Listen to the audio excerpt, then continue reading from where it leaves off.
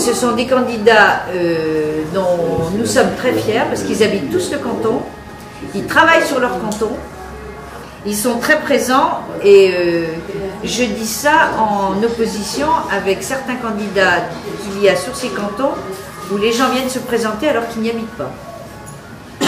Donc eux, ils travaillent et vivent sur leur canton. Tous nos candidats appartiennent et mettent les logos du Parti Socialiste et du Parti Radical et du MDC, suivant les candidats, MRC, alors que les candidats, ce qui nous choque beaucoup, c'est que les candidats qui se présentent pour la droite se présentent tous sans étiquette, par hasard. Que ce soit à Loulé, à Tonnay-Boutonne, ils sont ou sans étiquette ou majorité départementale. Et je trouve que c'est assez choquant et assez scandaleux de ne pas avouer pour quel parti on se présente. Et je pense que ça, c'est à noter. Voilà. Ici, nous sommes fiers de nos étiquettes. De nos étiquettes, tous les uns et les autres.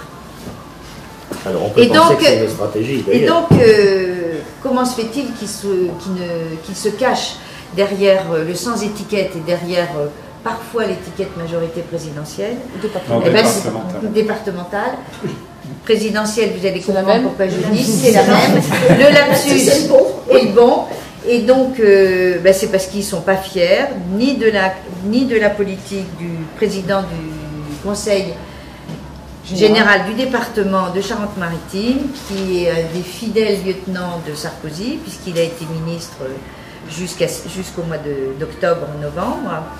Et donc je pense qu'ils ne veulent pas s'en référer, mais je pense que lorsqu'ils auront à voter, si jamais par hasard et contrairement à nos souhaits, ils avaient à voter pour un président du conseil général, je pense qu'ils voteraient Bussereau.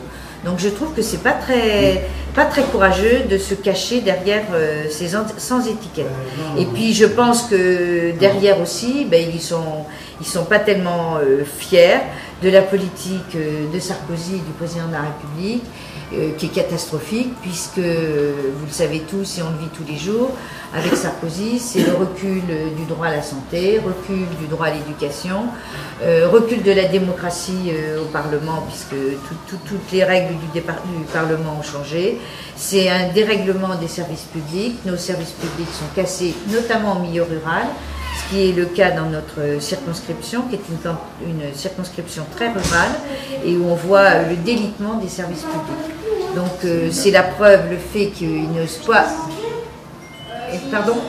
Non, je dis c'est aussi une atteinte en ce moment assez incroyable à l'indépendance de la justice. Ah, et alors bien sûr, voilà, et on voit bien que tout le monde manifeste, que ce soit les policiers, que ce soit les gendarmes, que ce soit les magistrats, que ce soit les juges. On arrive à les enseignants, on arrive dans une situation où tous les gens ont quelque chose à râler, et donc c'est extrêmement grave. Je trouve que la situation de notre pays se dégrade de plus en plus, et c'est pour ça qu'on a besoin de changer au moins au niveau départemental, et ça sera un bon exercice pour les élections présidentielles qui sont en 2012 l'année prochaine.